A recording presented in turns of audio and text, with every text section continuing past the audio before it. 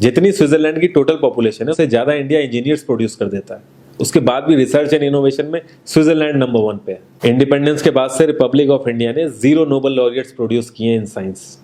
USA ने 100 plus कर दिए। ASER की रिपोर्ट के हिसाब से 83% एजुकेटेड इंडियंस एम्प्लॉयबल ही नहीं है। और ये जो सुंदर पिचाई, सत्या नदेला की हम बात करते हैं, इन्होंने भी आगे चल के अपनी एजुकेशन बाहर से ही करी है। और ये सारी चीजें जो मैं बोल रहा हूँ ना, इसका रूट कॉज फाइंड आउट करने के लिए हमें थोड़ा सा पीछे जाना पड़ेगा। जब ब्रिटिशर्स हम पे रूल कर रहे थे तो ईस्ट इंडिया कंपनी के सामने 2 मेजर चैलेंजेस थे। एक कम्युनिकेशन विद इंडियन, दूसरा वर्कर्स और क्लर्क्स की बहुत जरूरत थी उन्हें।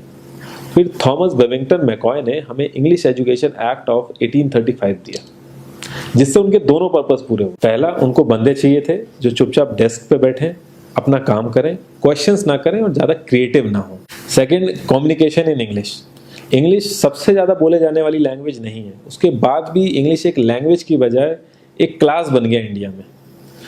रशिया, चाइना, फ्रांस, ये सब जगह इतना ऑब्सेशन नहीं है इंग्लिश को लेके जितना इंडिया में है।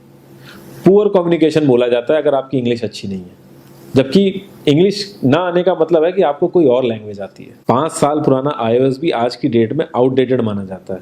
लेकिन इतनी इंपॉर्टेंट चीज हमारा एजुकेशन सिस्टम आज भी बस थोड़े से चेंजेस के साथ ऐसे ही चल रहा है। हमारे एजुकेशन सिस्टम में रटने का कंपटीशन होता है, जो ज्यादा रट लेता है उसके ज्यादा मार्क्स आते हैं। अब 95% जिसके संस्कृत में आए हैं वो भी संस्कृत नहीं बोल पा रहा है। और बेसिक हिस्ट्री होने की बजाय इतनी मोटी मोटी किताबें हैं हिस्ट्री की जिसका कोई मतलब नहीं है। अगर आज की डेट में आपको कुछ भी पता करना, आप गूगल से पता कर लोगे। उसके लिए आपको याद करने की जरूरत नहीं है इतना कुछ। और ये गवर्नमेंट स्कूल में हर क्लास में इंग्लिश का सब्जेक्ट है। 12-12 साल लगाने के बाद भी लोग इंग्लिश नहीं बोल पा रहे हैं। और बिना किसी बुक को पढ़े 5 साल का बच्चा सीख लेता है, क्योंकि उसको वैसा एनवायरनमेंट मिल जाता है। A+B का whole square is equal to A² + B² + 2AB। इसका रियल लाइफ में क्या यूज है किसी को नहीं पता, न प्रिंसिपल, न टीचर, न बच्चे, बस पढ़ाए चले जा रहे हैं। हो सकता है इसका कुछ मतलब हो, लेकिन आप ट्राई करके देख लेना, किसी को नहीं पता। हाँ, 2AB की जगह अगर आपने 3AB बोल दिया तो 4 लोग हंसने वाले मिल जाएंगे आपके ऊपर। किंडरगार्टन में जो बच्चों को सिखाने के लिए टेक्निक यूज होती है वो लाख गुना अच्छी है कॉलेज की वो रटने वाली टेक्निक से। और जिन बच्चों के बहुत ज़्यादा नंबर आते हैं ना, जो वो छुपा छुपा के एग्जाम में लिखते हैं, आप देखोगे जब वो रियल लाइफ में जाते हैं ना तो ज़्यादातर क्रम्बल करते हैं वो। हर किसी को सेम सिलेबस और सेम चीज़ सिखाई जाती है बिना उसकी कैपेबिलिटी देखे। और क्रिएटिविटी का तो दूर दूर तक मतलब नहीं होता।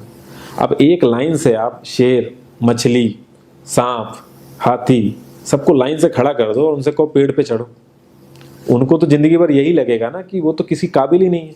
और द्रोणाचार्य ने भी पांडवों को उनकी स्किल सेट के हिसाब से उनको चीजें सिखाई, सबको एक ही चीज नहीं सिखा दी। और हमारे एजुकेशन सिस्टम में ज्यादा ऑप्शंस भी नहीं है। सबसे ऊपर साइंस, फिर कॉमर्स, और सबसे नीचे जाके कहीं नंबर आता है आर्ट्स का। आर्ट्स लेने वाले को तो लोग इतना हल्के में लेते हैं जैसे वो किसी काम का ही नहीं है। हर माँ बाप को तो इंजीनियर या डॉक्टर ही बनाना है। कॉलेज वाले अगर एक्स्ट्रा कोर्स रख भी देते हैं तो माँ बाप एंट्री नहीं कराएंगे, तो वो सारा पैसा बर्बाद होगा कॉलेज का। तो ऑप्शंस कहाँ से आएंगे? और बचपन से ही आपकी ट्रेनिंग स्टार्ट हो जाती है। माँ बाप, भाई बहन, रिलेटिव सब यही समझाते हैं अगर आपके मार्क्स नहीं आए और जॉब नहीं लगी तो आपकी ज़िंदगी बेकार। और लाइफ की क्रिएटिविटी को आप रखते हो साइड में, और ये अच्छे मार्क्स और अच्छी जॉब पाना आपका सपना बन जाता है।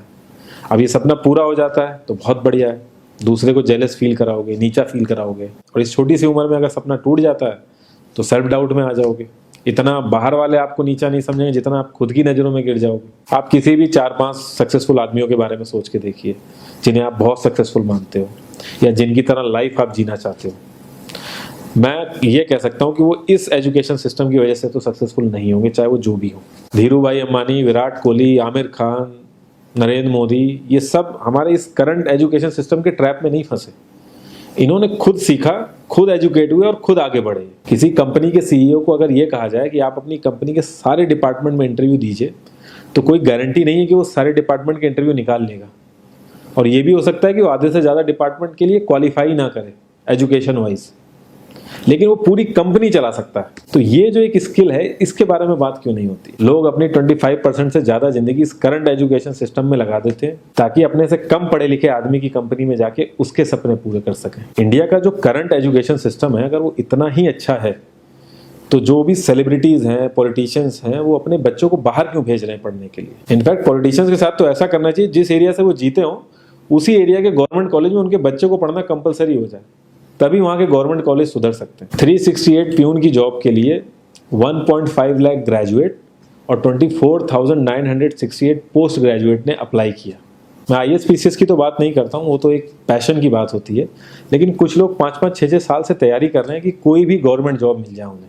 उनसे पूछोगे क्यों ऐसे इतने टाइम से लगे हुए हो, तो वो एक ही चीज़ बोलेंगे कि जॉब सिक्योर है। मतलब आप काम नहीं भी करोगे तो आपको निकाला नहीं जाएगा। ये सारी कामचोरी वाली बातें माइंड में इसीलिए आती हैं क्योंकि हमारा जो करंट एजुकेशन सिस्टम है वो इतना कॉन्फिडेंस ही नहीं देता है कि हम अपनी स्किल के दम पे कहीं जाके काम करें और हमें निकलने का डर ना हो। मैं आने वाले 10 साल की तो बात ही नहीं कर रहा हूँ, अगर मैं आने वाले 5 साल की भी बात करूँ तो टेक्नोलॉजीज़ में इतना ज़्यादा चेंजेस आ जाएगा कि जो आज हम पढ़ रहे हैं, जिस स्किल पे हम फोकस कर रहे हैं, पता नहीं वो रेलेवेंट भी होगी कि नहीं उस समय। Cloud computing, SEO, digital marketing, ये सब जॉब्स पहले एग्जिस्ट ही नहीं करती थी। हम लोगों को एजाइल होना पड़ेगा, नई नई चीज़ों को सीखने के लिए ओपन रहना पड़ेगा, क्रिएटिव माइंड लगाना पड़ेगा।